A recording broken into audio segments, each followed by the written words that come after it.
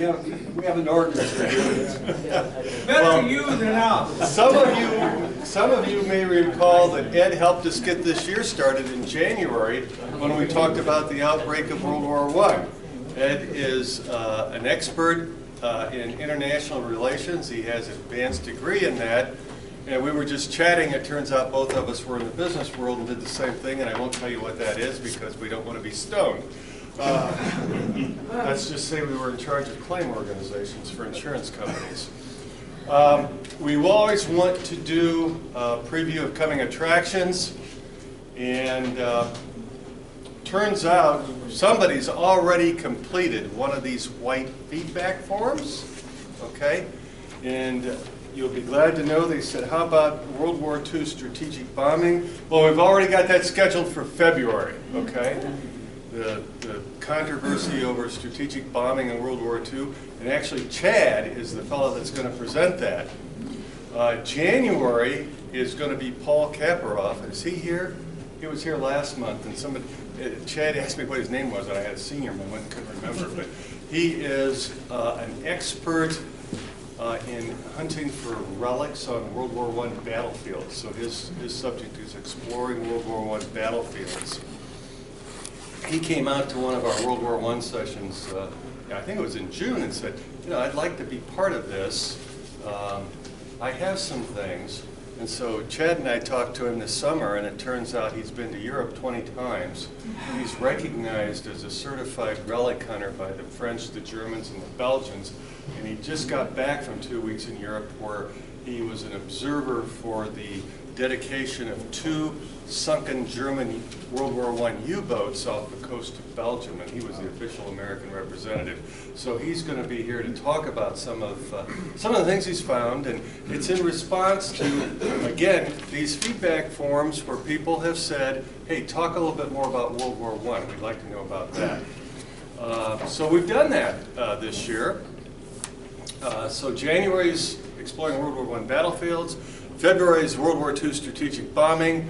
March is going to be an evening with Eleanor Roosevelt on the home front in World War II, presented by one of the ladies from Women in History, based in Lakewood.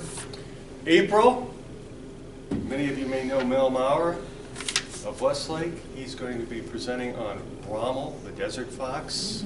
Okay. And in May, we're going to turn to the Pacific War, which we've kind of ignored except for tonight, and talk about the fall of the Philippines. In June, we're going to talk about Midway. We take July off. August is going to be Guadalcanal. And in September, the folks from the Liberty Museum over in Sandusky are going to come over and talk about some of the things they do, including their PT boat. In October, we're going to go back to the Pacific, and we're going to have a panel discussion and debate about Douglas MacArthur.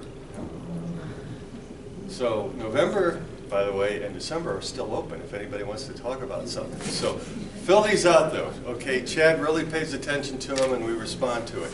So now that everybody's here, it is a real pleasure to introduce Ed Chuhna and his talk on the road to war. Thank you very much. First of all, let me make sure that everybody can hear me. Yes. Great. Okay, on Saturday, we're going to arrive at the 83rd anniversary of the Japanese attack on Pearl Harbor.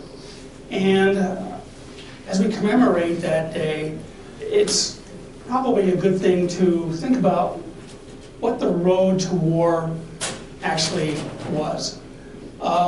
Tonight, I'm going to kind of ask us to take a long view.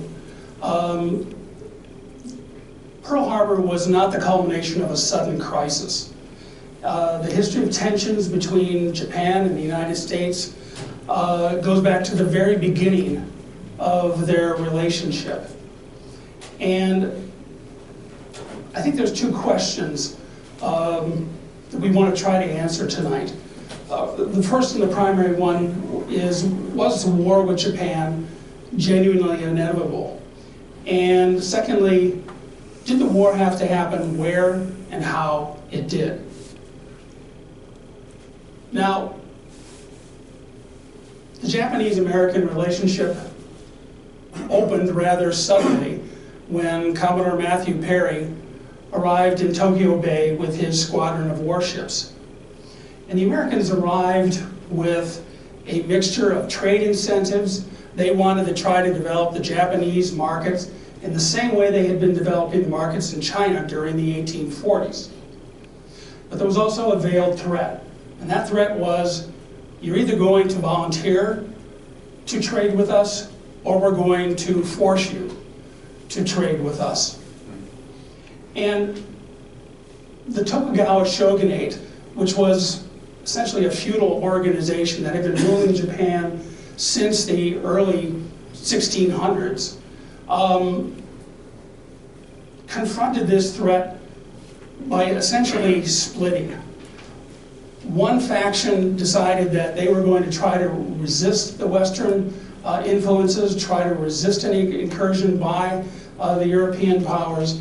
The other faction recognized that the threat that the European and American powers represented was almost existential, and that they needed to do something, they needed to adapt in order to survive as a nation and as a culture. Now, they were fully aware of European imperialism in China. They knew all about the First Opium War in 1840, when Great Britain enforced the first of the infamous unequal treaties on the Chinese government. And the split in the feudal shogunate played itself out in a series of civil wars, in a series of rebellions that lasted all the way up to, and indeed to a degree beyond, the Meiji Restoration of 1868. Now, this restoration, I think one of the key features of it was that the emperor went from being simply a religious figure. He became now both the center of religion, but also the head of state, the center of the Japanese state. But the leaders of the Meiji Restoration were the samurai that had ruled Japan for many, many decades prior to 1868. This was a small warrior elite that had complete control over the policy and the workings of the government. And the goal of these leaders was not to westernize Japan, not to turn them into a copy of a Western country. Rather, they wanted to adopt modern means to preserve Japan's unique polity. They wanted to be able to preserve the exceptionalism of Japan by allowing them to sit at the table with the other great powers. Their intent, their objective, was to beat the West at their own game. Rather than becoming the victim of imperialism, they were going to sit at the table with the other imperialist powers. And the approach they took to that was a very practical one. They initiated a program of rapid industrialization of those segments of the economy that had military applications. They understood that if they wanted to sit as equals with the European powers, with the British, the French, the Russians, the Germans, they would have to have a strong army and a strong navy, and that required a strong industrial base. They also adopted a number of Western institutions. They adopted industrial organizational patterns, financial structures, in order to better integrate with the other great powers, and also to foster the rapid industrialization of their country. There was a great urgency behind these reforms. But the governmental institutions that they adopted from the West are those that tended to favor oligarchy and authoritarian rule. probably the best example of this is the 1889 Meiji Constitution. Now, this was a constitution that was not a parliamentary democracy the way Britain or France or even the United States was. This was modeled on the Prussian Imperial German model, where the cabinet, the ruling elite that set policy and executed those policies of the government were not responsible to the Diet, to the legislature. The Diet had some authority over the budget, but other than that, all policy, all execution was handled by a small elite oligarchy of officials. And this gave the Japanese government a very strong authoritarian character. Now, as they undertook this transformation of their society, they found in the United States a convenient partner. As Japan had tackled their internal reforms, they found that there was a bond of a common experience with the Americans. Both economies were rapidly transforming themselves through the industrialization process. And Japan and the United States were undergoing the same type of economic turmoil, social turmoil that came with the process of industrialization. And Japan was fascinated by US industrial technology. They really thought that what we were implementing in the United States was cutting-edge industrial technology. And they perceived that as a means to revolutionize Japan's relations with the great powers. Because remember, the objective was to sit as an equal with the other great powers. Now, Americans, on the other hand, were attracted to Japan's dynamism. They perceived a country that was undergoing this type of incredible transformation, a rapid transformation, as being real go-getters. In a sense, Japan was the embodiment of a Horatio Alger story. And this was greatly, this dynamism was greatly admired by the Americans that came in contact with the Japanese reformers. But there was always a sense with Americans that Japan brought two distinct traits to any interaction. And one was courtesy, curiosity, willingness to adapt, but also that there was a measure of hypocrisy and ulterior motives. So you can already see suspicion starting to creep into the relationship. Now, you've often heard Americans say that we are the exceptional nation. But Japan had their own version of exceptionalism. They had an extremely homogeneous culture, ethnic blend. I don't know how many of you have been to Japan, but even today, when you're in Tokyo, you're struck by the fact that this is a kind of monolithic, almost closed culture. And it's a very ancient culture. And they were very proud of the fact that that culture had survived for millennia. And they placed a special emphasis on Japan's special genius for communal action and adaptability. And they perceived this ethnic homogeneity, the ancient nature of their culture, and this special genius as an advantage against a superficial and materialistic West.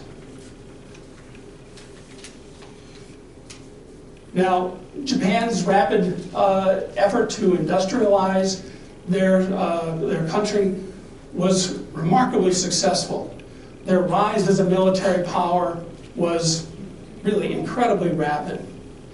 They adopted certain Western military technologies wholesale. And in a sense, they were buying the best that Europe had to offer.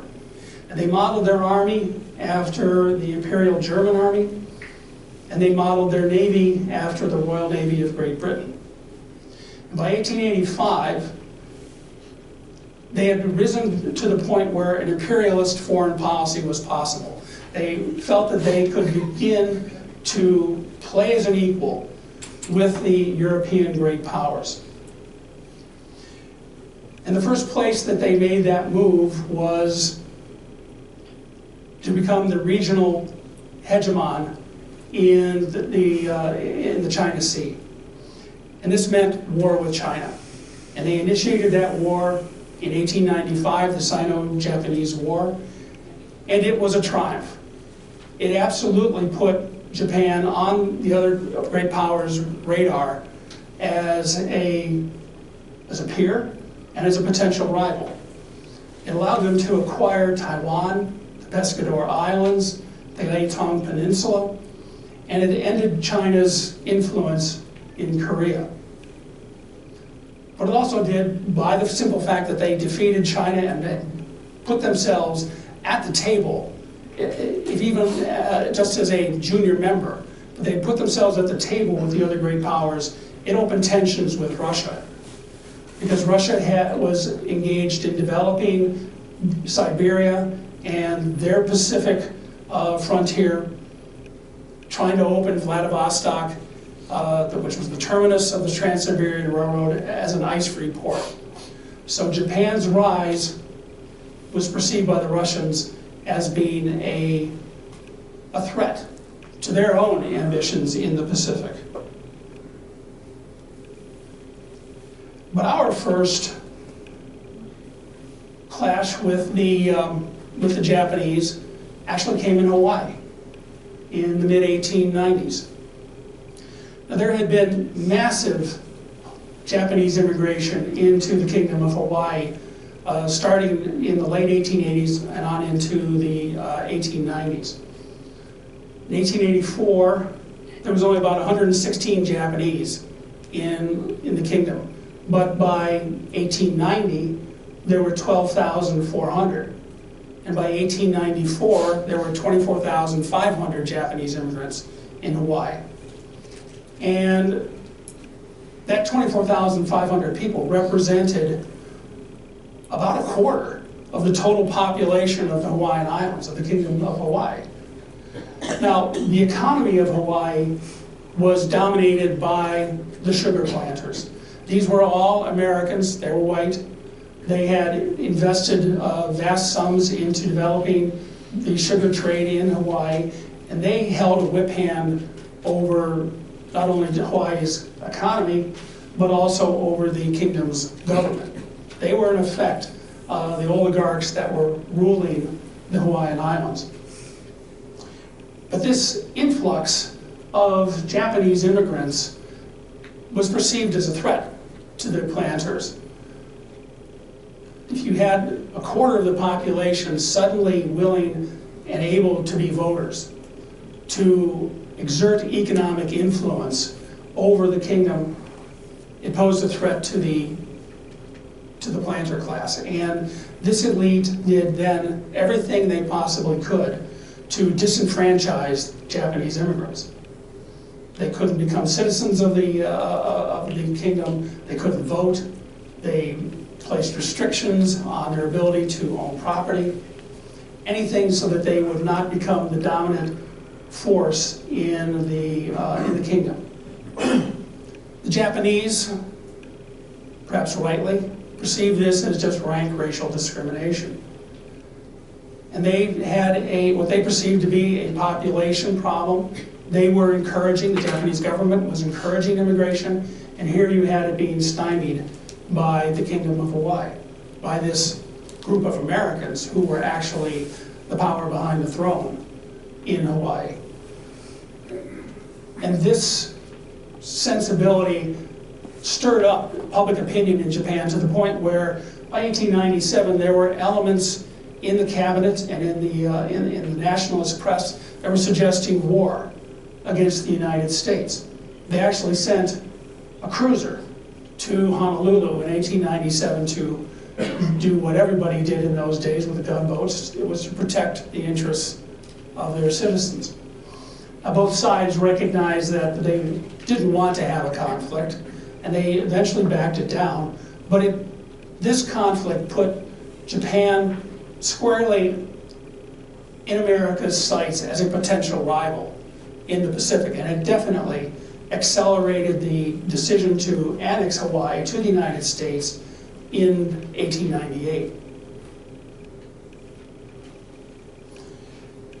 Now, as I said, Japan was following a course of imperial expansion in the Korea and North China areas.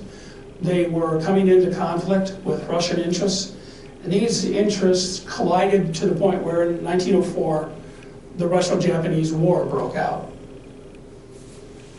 This victory, and it was a smashing victory, I think all of you are familiar with the Great Naval Battle of Tsushima, which was a wipeout of the Russian fleet off the coast of Korea. This victory elevated Japan to genuine great power rank. But the war had been, well, let's just say that the generals of the First World War didn't learn anything that they should have learned from this war, because it was a harbinger of the First World War. Frightful casualties, vast sums having to be spent by both sides. And by late 1905, both sides had essentially exhausted themselves. The Japanese had the upper hand, but they wanted to end the war. And they accepted the offer, along with the Russians, of mediation by President Theodore Roosevelt, who won the Nobel Prize for working through the Treaty of Portsmouth. And the Japanese got most of what they wanted out of the Treaty of Portsmouth, but they were very much aggrieved over the fate of Sakhalin Island. Now, Sakhalin Island is a large island that is just to the north of the northernmost Japanese home island of Hokkaido. And the Russians had thought of this land as a barrier protecting their Pacific possessions and protecting Vladivostok. The Japanese had completely conquered the island during the course of the war. They held the entire island. But both sides got at loggerheads. Obviously, the Russians wanted it back because they saw it as strategically important. The Japanese wanted it because A, they had it by right of conquest, and B, there was some oil in southern Sakhalin Island.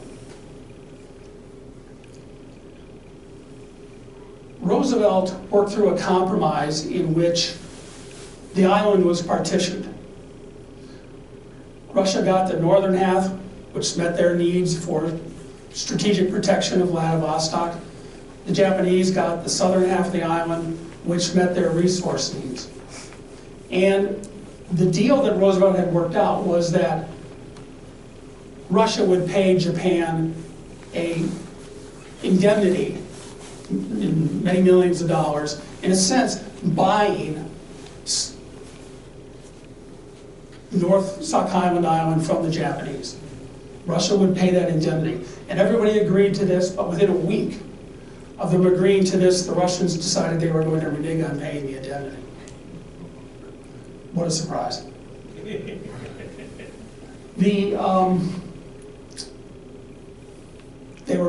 Both sides became back at loggerheads, but neither side felt that they could resume the war. They were just too exhausted, financially, militarily, to start the fighting again. And Roosevelt really wanted to end the matter. He wanted to get to a settlement. And the Japanese came to be very aggrieved by Roosevelt's decision to, in effect, allow the Russians to get away with not paying the indemnity. So even though they had conquered the island, they had it by right of conquest. They lost the northern half of the island and got nothing for it. And this was perceived in Japan, both in the ruling elite and among the Japanese public, as an example of the European powers always winning out, that Japan would always be the junior member of the great power club and would always be disadvantaged. So there was some bitter feeling left toward the United States as a consequence of the Treaty of Portsmouth. Now, hard on to the Russians over the Russo-Japanese War, immigration tensions in California revived themselves. There was a lot of agitation in California over the revival of the Yellow Peril.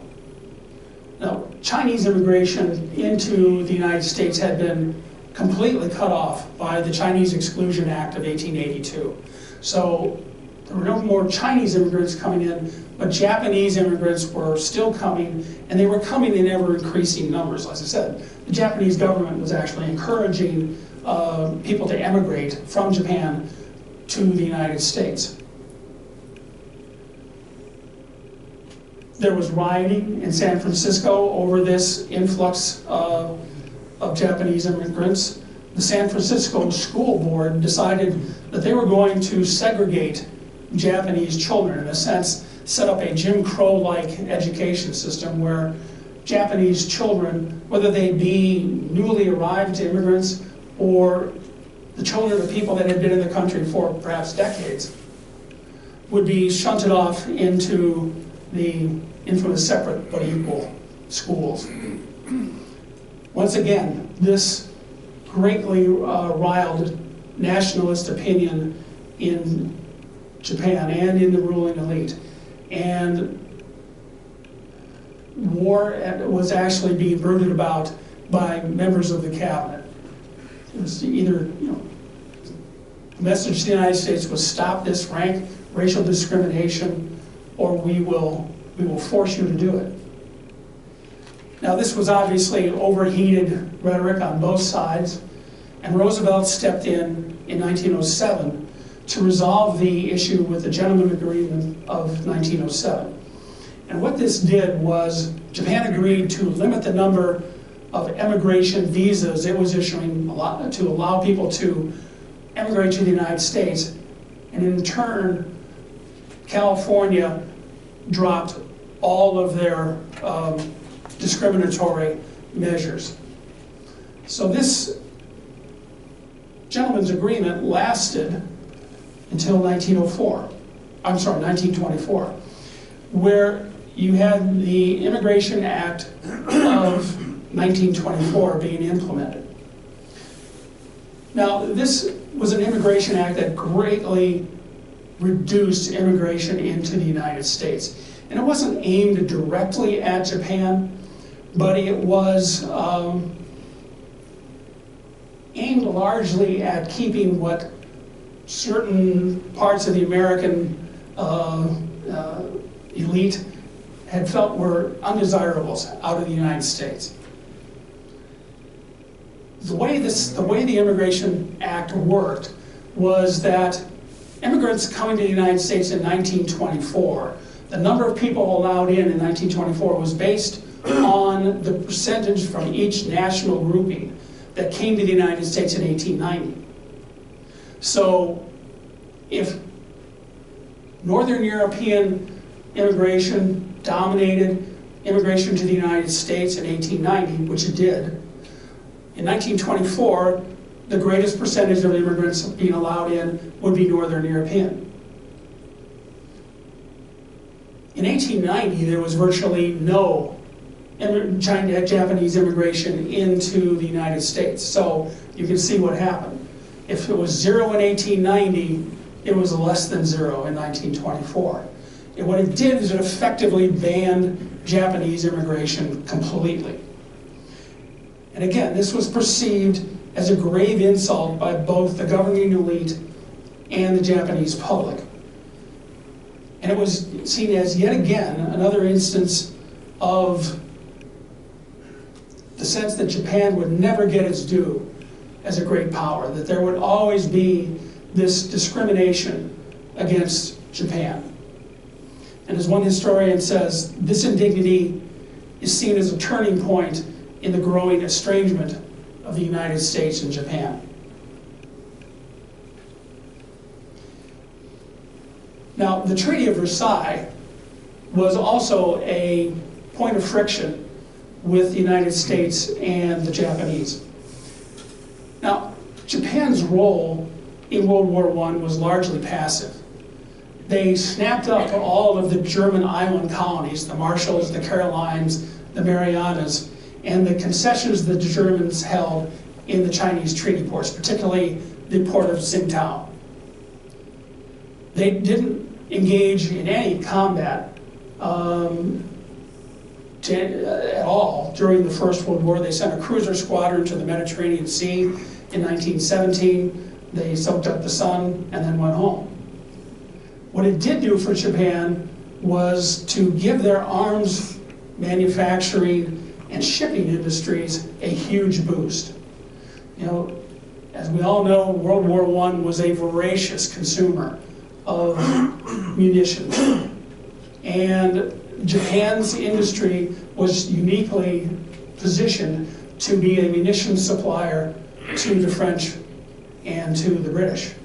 So their armaments industry and the shipping industry got a great boost from the First World War. Now, at the actual treaty conference in 1919, Japan largely stuck to advancing their own interests. They managed to keep all of the former German island colonies, but they failed on two crucial areas, and they failed in these two areas largely through the opposition of the United States and Great Britain. First, they wanted to insert into the treaty a racial equality clause. As you can see, we were talking about immigration, an idea that there was racial discrimination against Asians was a kind of center point of Japan's argument with the West. They wanted a clear statement in the treaty that everyone was equal. And really what this meant to the Japanese was everybody was geopolitically equal.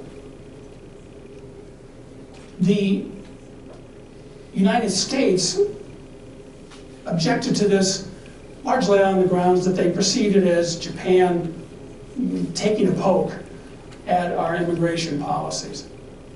And I think, you know, an astute audience like this knows that Woodrow Wilson was not a liberal on racial equality issues, and he opposed the racial equality clause in the treaty on a number of levels. The Japanese were also aggrieved over the Allies not letting them retain the Shantung Peninsula and the treaty port of Tsingtao. This was a major port.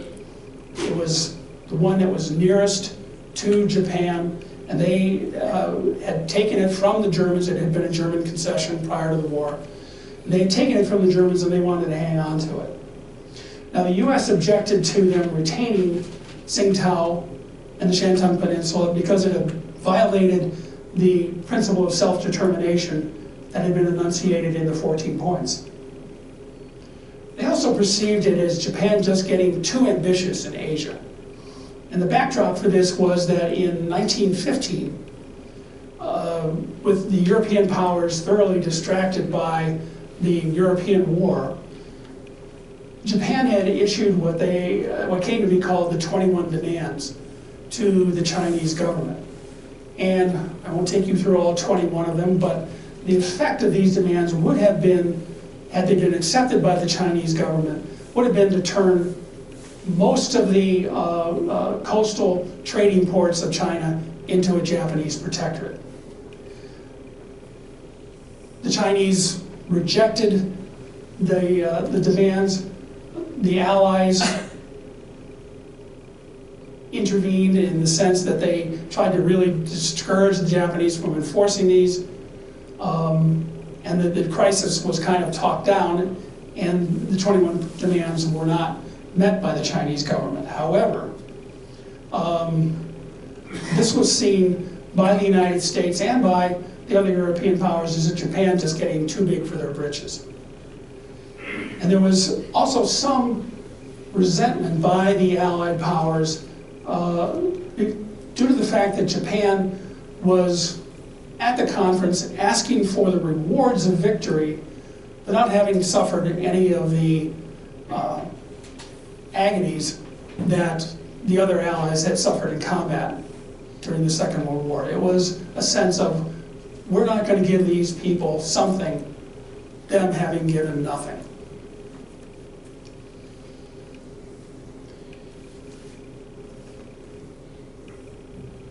Then we move on to the Washington Naval Treaty of 1922. Coming out of the First World War, it looks like there was going to be another naval arms race. This time not between Great Britain and Germany, but between Great Britain and the United States and Japan.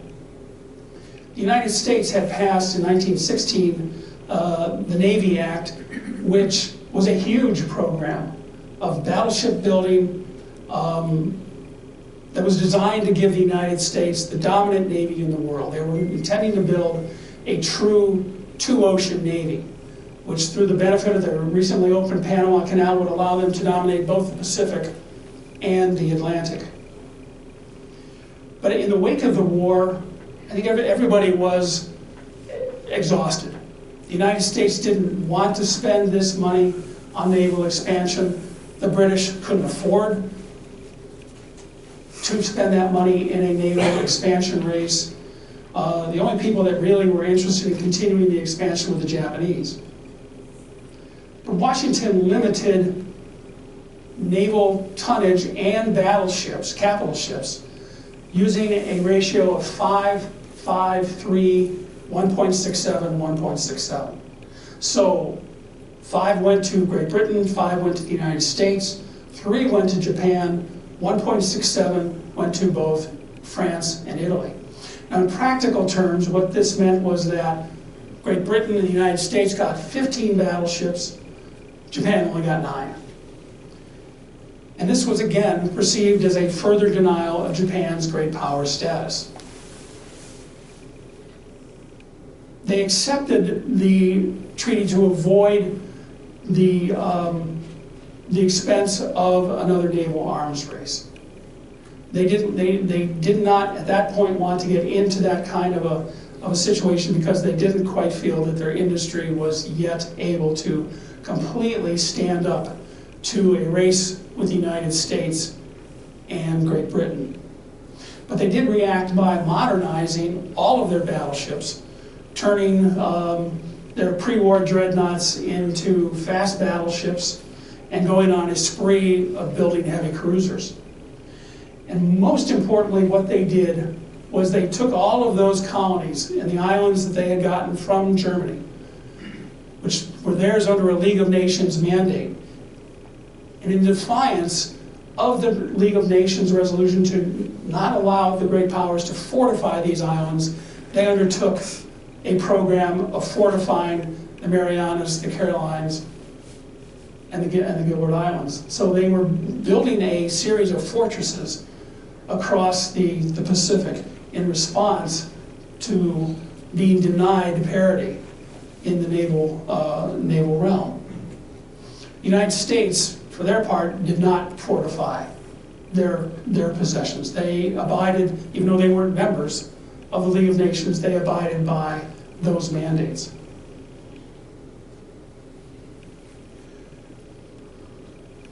So, this takes us up to the accelerating crisis of the 1930s. But before we delve into that, I wanted to just say a few words about the Japanese and the American economies. There was a huge disparity between the size of the economies. The chart on the left is the United States GDP and the Japanese GDP in constant dollars. The blue bars are the United States, the orange ones are Japan. And you can see that there is an enormous size advantage by the American economy. In 1929, the Japanese GDP was 5 times smaller than that of the United States. And that ratio changed really only during the depth of the Great Depression, and then they began losing ground. Even though Japan was growing all through that time, the United States always held this enormous advantage in terms of economic strength. Relative to the other great powers of the era, Japan was actually quite small. If you go left to right on the chart on the right, it's the United States, Great Britain, the Soviet Union, Germany, France, and then only Japan. Only 2 economies of the great powers that were smaller than the Japanese Empire was Italy and the dominions of the British Empire, Canada, Australia, South Africa.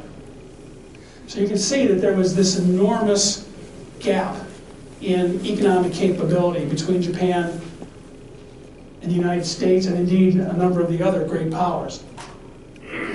Now, trade with the United States was critical for Japan, but it was actually of very little consequence to the United States. Japan needed that bilateral trade because they needed to get dollars. They needed to have dollars in order to buy essential commodities from the United States and from other powers, because the Japanese yen was largely illiquid on the international markets. You had to pay for it in real money, pounds, dollars. And Japan needed energy, they needed certain types of manufactured goods from the United States. So it was essential that they get that foreign currency in exchange for their exports to the United States. As I said, the United States didn't really care that much about Japanese trade because relative to the size of our economy, it was very small. The critical import from the United States for Japan was oil and petroleum products. As I said, they had to pay for it in dollars. Up until about 1915, the Japanese had been able to meet their needs for oil largely from domestic production. They did have some oil in the home islands. There was oil available on South Island, and they were able to trade with the Dutch in the East Indies in order to get oil. But by the 1930s, the home production had kind of dried up. They went from pumping 2.95 million barrels of oil in 1915. That fell down to 1.4 million barrels in 1930. So they became more and more dependent on imports of oil, and those imports came from the energy giant of the world at the time, the United States.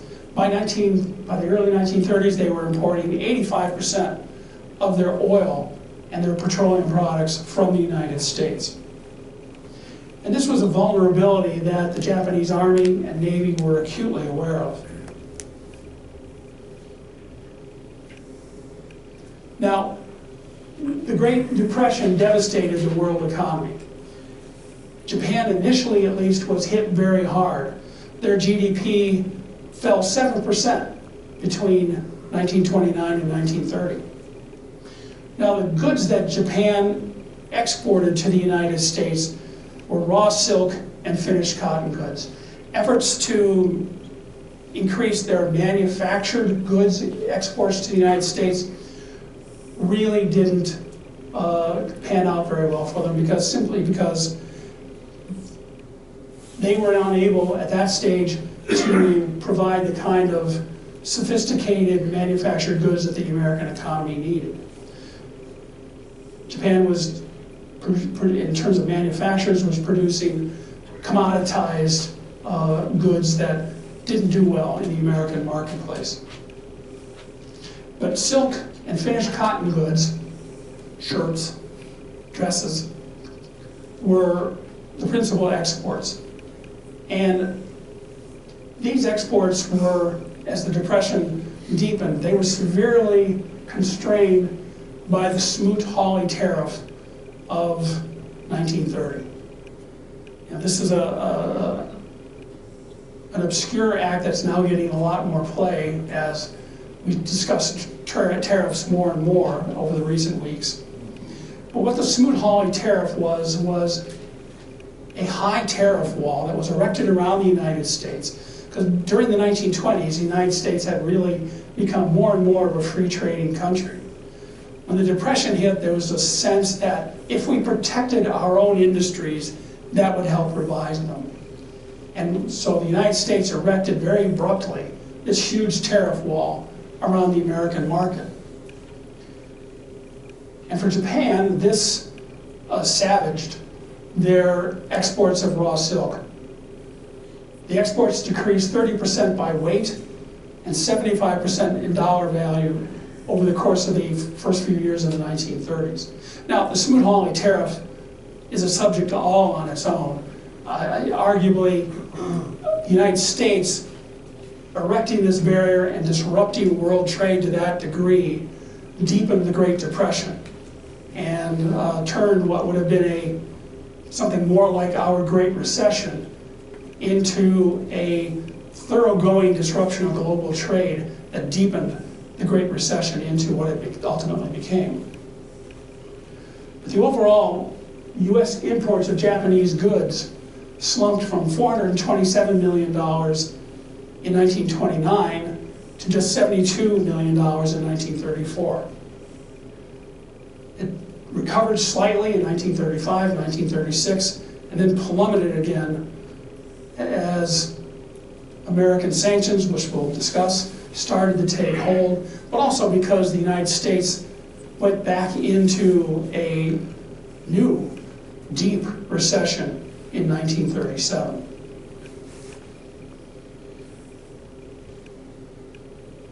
Now, all of these tensions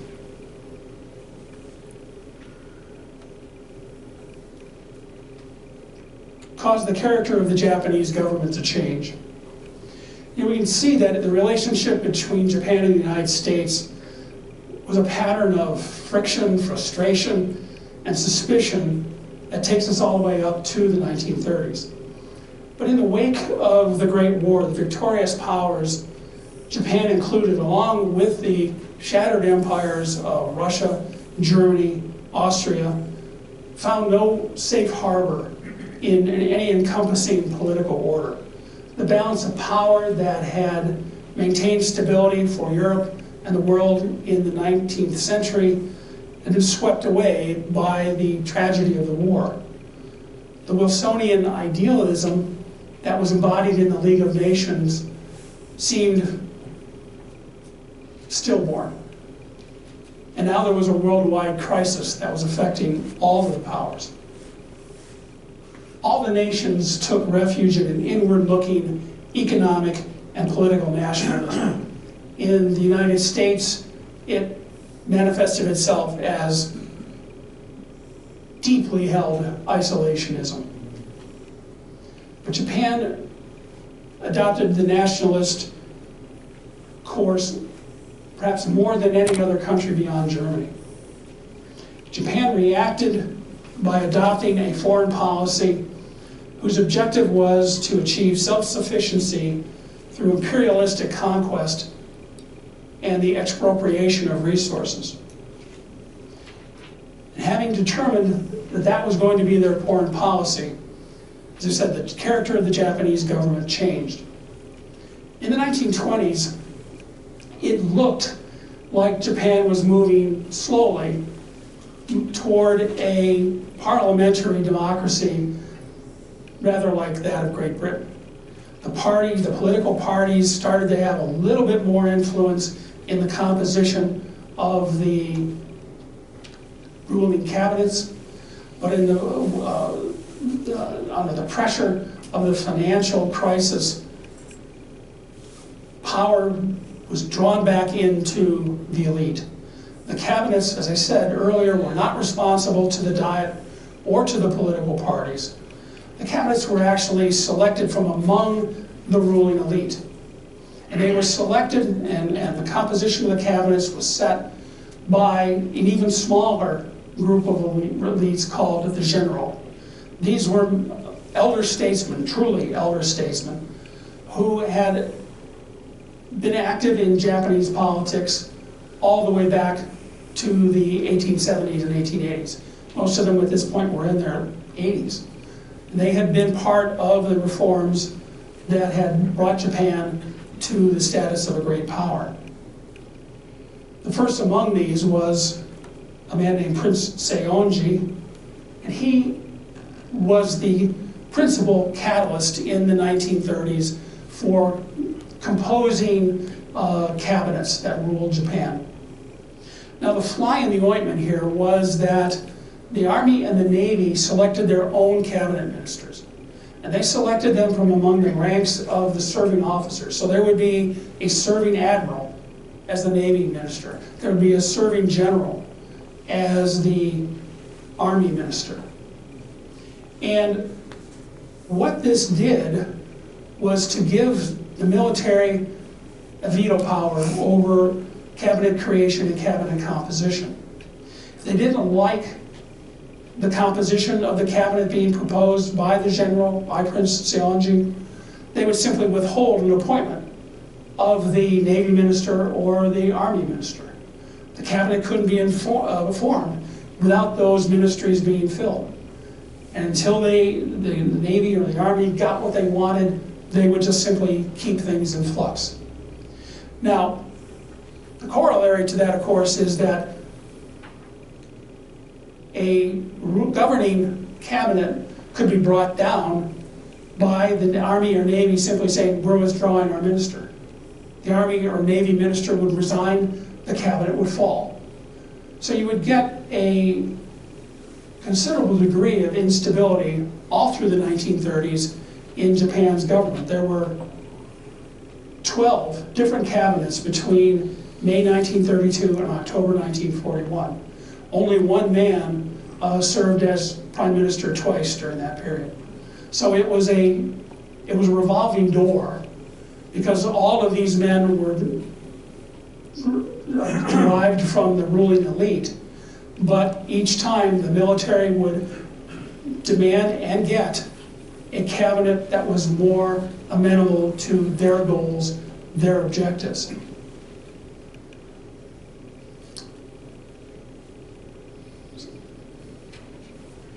As the cabinets became more militarized and more responsive to the needs and demands of the military, Japan's economy became increasingly militarized. On the left is Japan's defense expenditure from 1920 to 1940. You can see that it is on a sharp escalating line all the way from the mid-1920s. From the point that they failed to get what they wanted out of the Washington Naval Conference. Obviously, in the late 1930s, the war in China caused a huge escalation in the amount of defense expenditure. But the point here, I think, is that as a percentage of GDP, this was huge. The government was generally spending 30 to 40%. And as you moved into the late 1930s, it was over 50% of GDP on defense. Now, at the same time, you can see America's defense expenditures were relatively level. And as a percentage of GDP, we were spending less than 1% on defense all the way up until the late 1930s. The increases that you're seeing in the late part of the 1930s was a modest naval expansion program that Roosevelt had implemented. But beyond that, we were not spending money, and we were certainly not spending it on the scale that the Japanese were. And the first manifestation of that more aggressive, militaristically nationalist foreign policy was in Manchuria.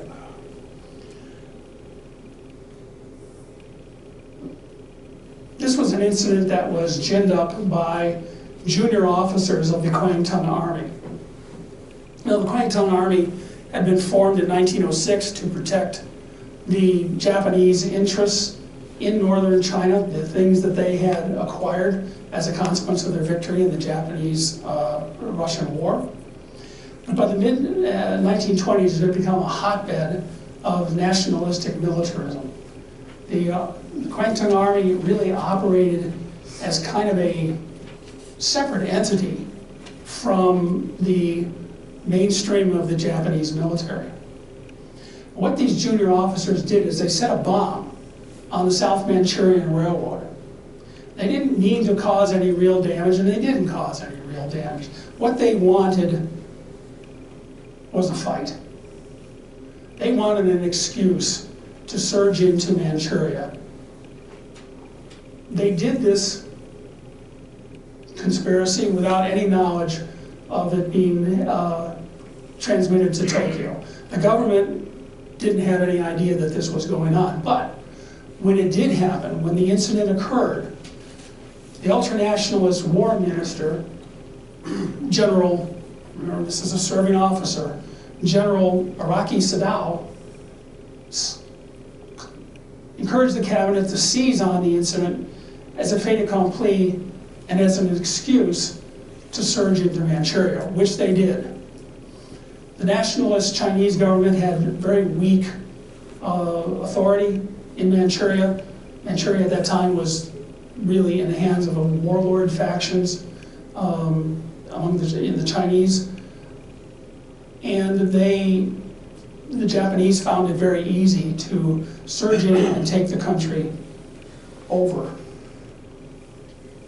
Now, the initial reaction of the Japanese incursion into Manchuria by the United States was acquiescence. Japan being engaged in Manchuria was felt by Herbert Hoover to be a situation where it'll give them enough to keep them busy for quite a while.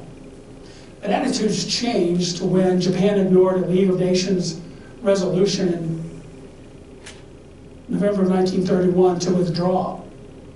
And subsequent fighting around Shanghai in March of 1932 threatened the international community and the businesses held by the great imperial powers. Henry Stimson, who was the Secretary of State at the time, increasingly regarded Japan as an unpredictable rogue state. Now, Japan reacted to this opposition by quitting the League of Nations in March 1933. The issue had come up as whether the League would recognize Manchukuo as an independent country. Everybody knew that it was nothing more than a Japanese puppet government. The League refused to recognize the government, and so Japan simply walked out.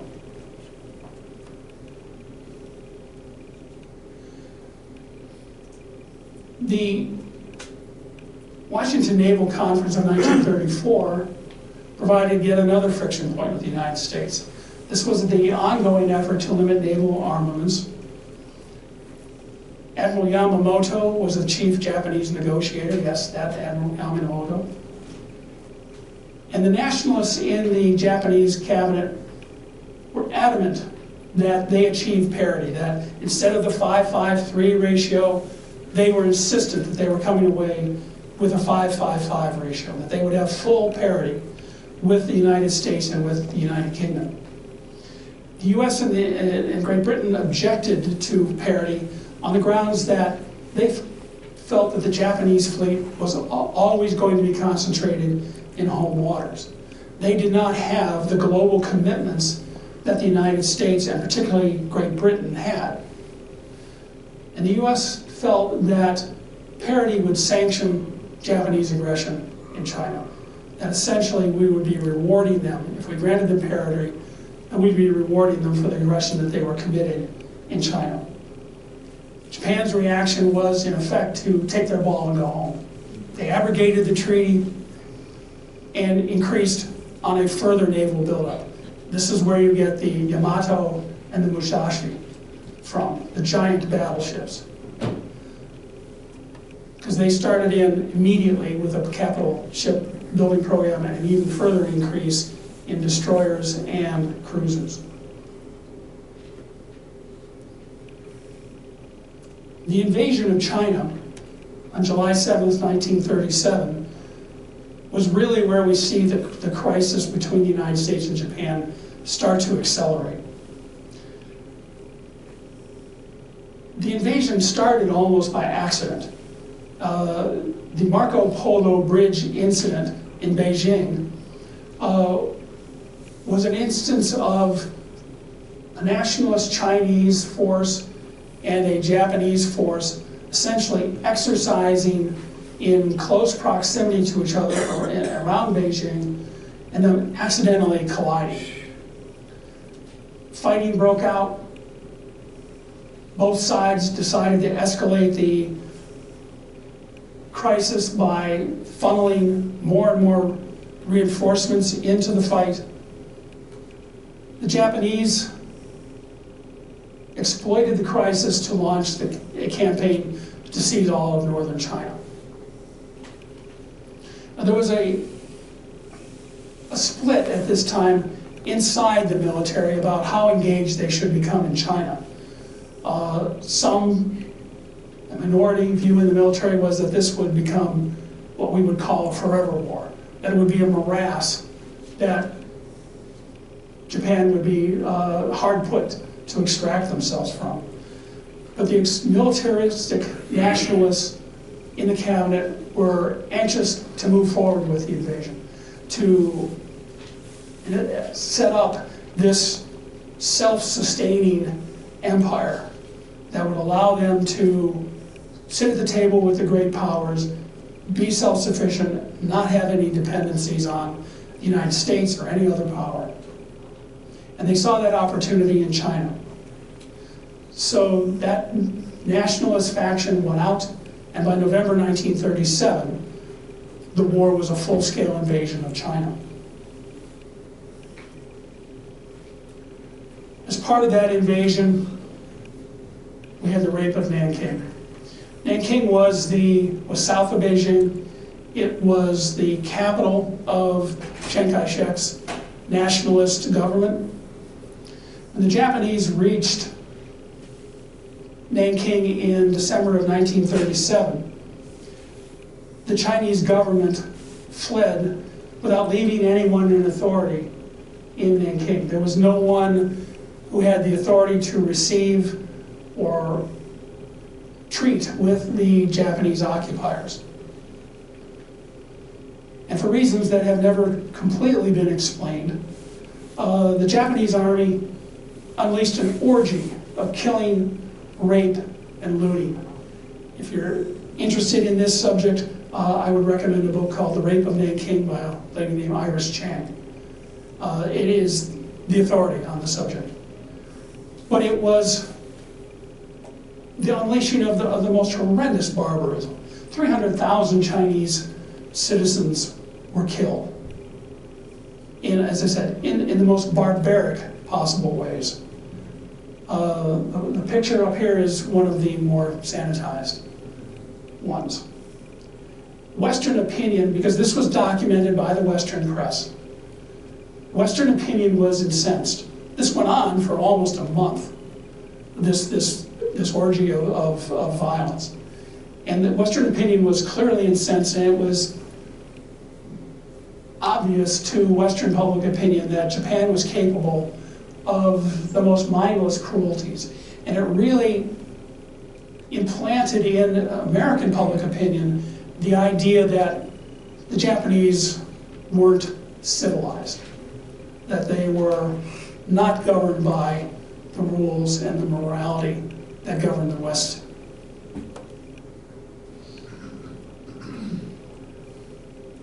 And as part of the fighting around Nanking, we had the Panay incident.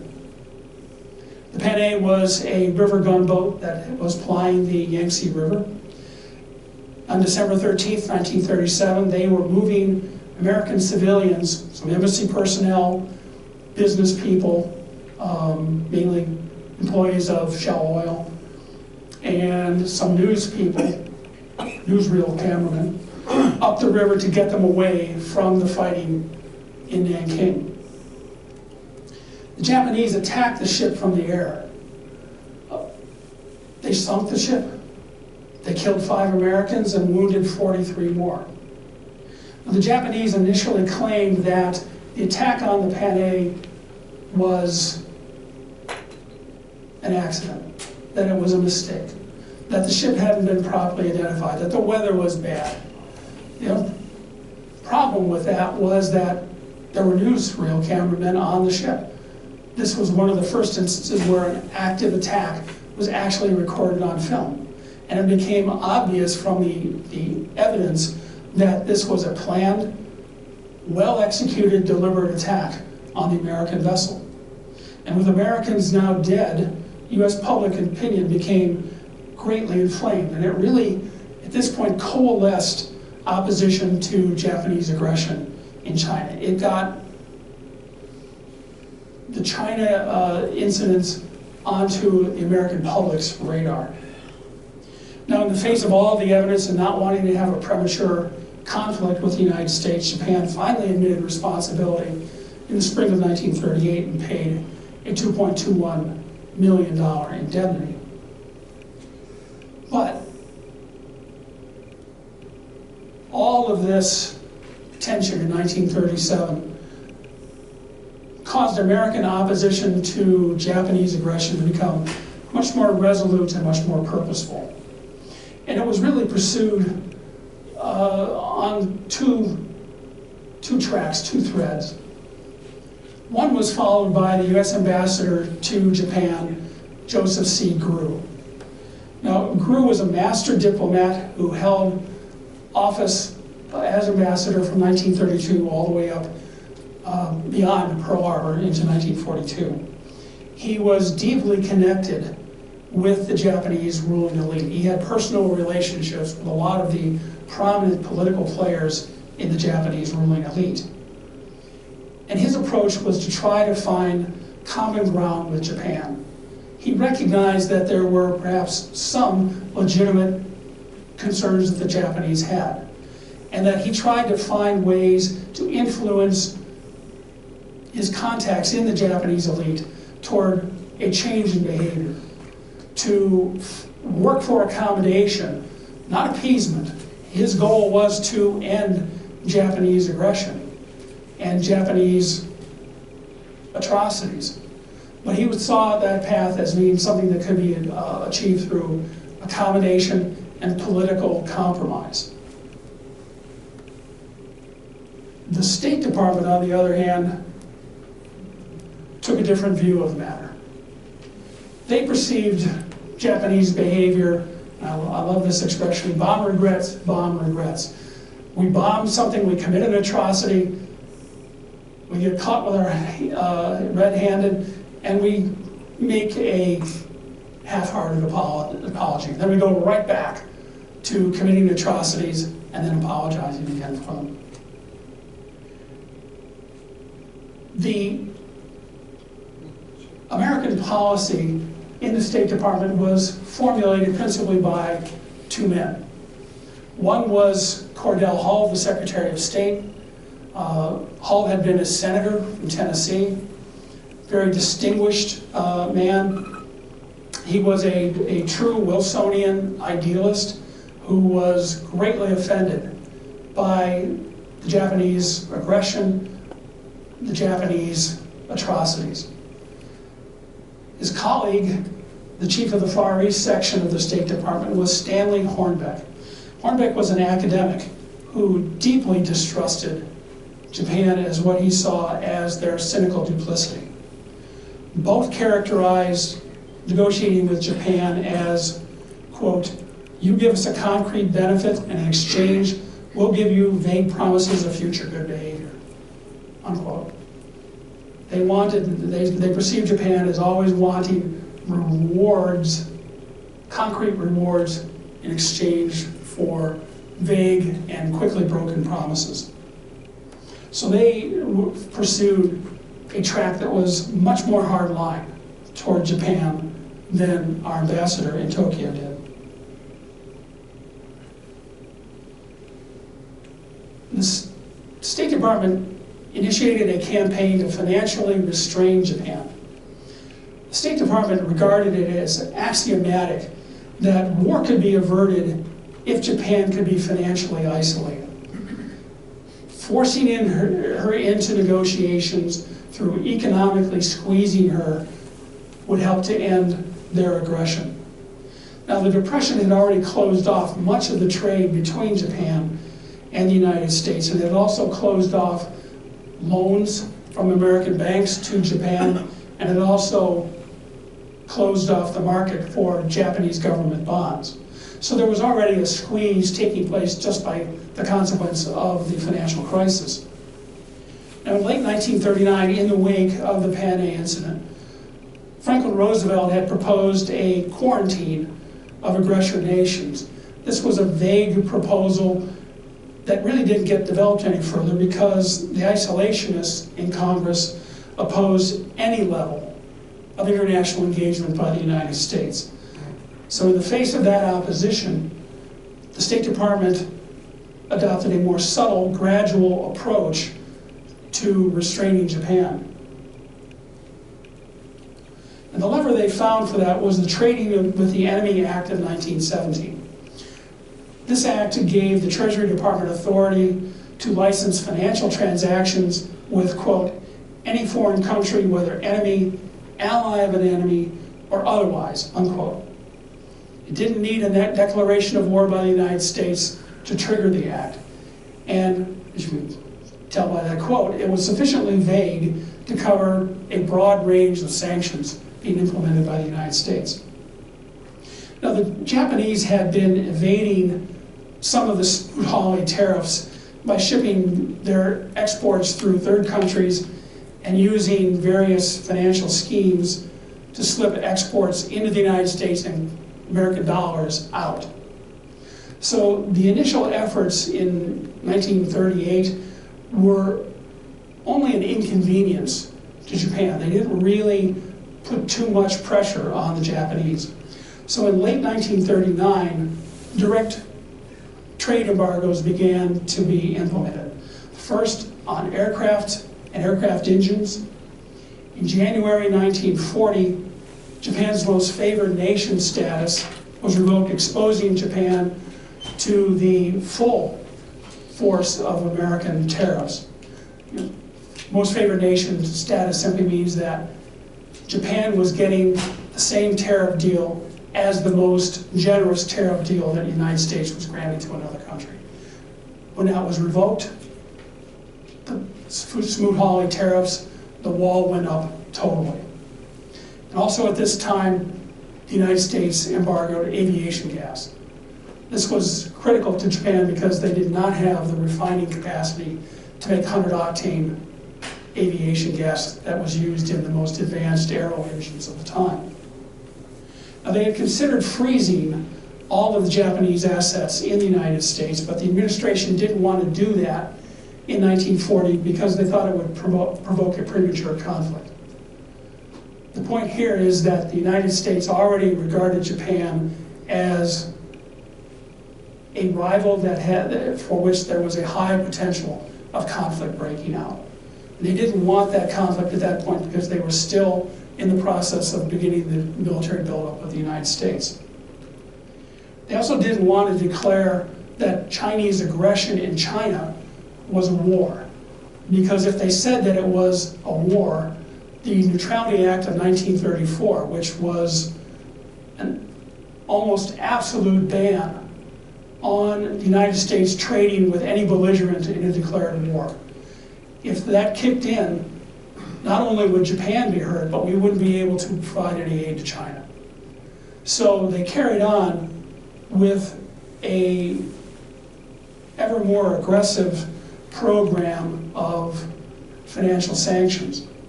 But the seizure of Indochina by Japan in spring of 1941, in which they took over the French colonies, Vietnam, Laos, Cambodia, really accelerated the implementation of sanctions against Japan. First thing that was done was to embargo all goods deemed essential to the defense of the United States. Oil was a critical commodity, but the thing that really bit with the Japanese was a ban on exports to Japan of any metals, ores, scrap steel, anything that they could use to build weapons with.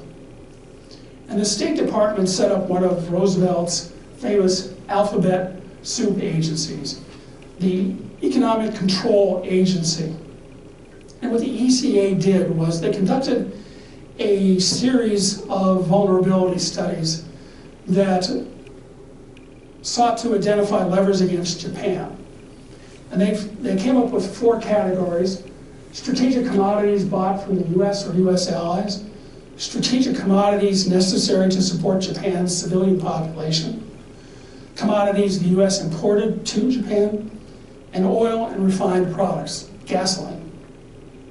And they concluded that Category 2 and Category 4 were the best levers to change Japanese behaviors. But there was one flaw in the ECA's analysis.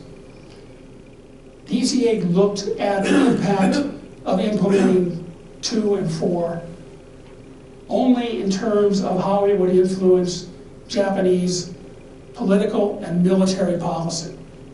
They didn't look at how implementation, particularly of the second category, strategic commodities necessary to support Japan's civilian population, would be received by Japan.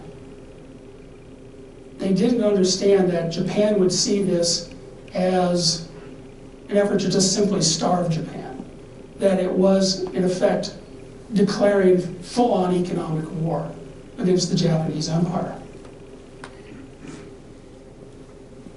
Now, the implementation of the ECA's recommendations was managed by, in another alphabet soup agency, the FFCC, the Foreign Funds Control Committee, and this was led by future Secretary of State, Dean Acheson, who at the time was a kind of upper mid-level attorney in the State Department. Taking the ECA's recommendations, they devised what they characterized as ironclad financial freeze. It would freeze all Japanese assets in the United States.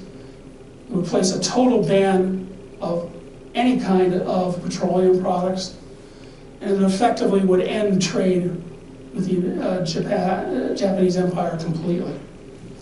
Now, Roosevelt and Hull still thought that they were on the program of phased, gradual pressure on Japan, that we would continue to squeeze and squeeze and squeeze in the hope that we could come to some kind of negotiated accommodation with the Japanese and change their behavior away from this hyper-aggressive policy that they've been following. But what they got was not gradual, it was a slamming on of the full range of economic sanctions. We basically went from trading with Japan under certain significant restrictions to cutting them off completely, particularly cutting them off completely from their energy supplies. Now, the Japanese perceived this to be an existential threat to their country, an effort by the United States to starve them out. And their response was to begin the planning of the Pearl Harbor attack. Now let's go back to the 2 questions that we asked at the beginning. Was war with Japan inevitable? Well, I think after the last hour and 10 minutes, you can see that the answer was yes. The Japanese aggression in China and in Southeast Asia was too persistent, too extensive, too uncompromising for the US to tolerate. Any bonds of trust between the 2 sides were severed. These bonds had been fraying all the way back into the 19th century. Now, both sides bore some blame, but I think that Japan's behavior and duplicitous negotiation, the bomb regrets, was a primary factor in the severance of trust and the defeat of Joseph Gru's efforts to try to come to some kind of accommodation with the Japanese.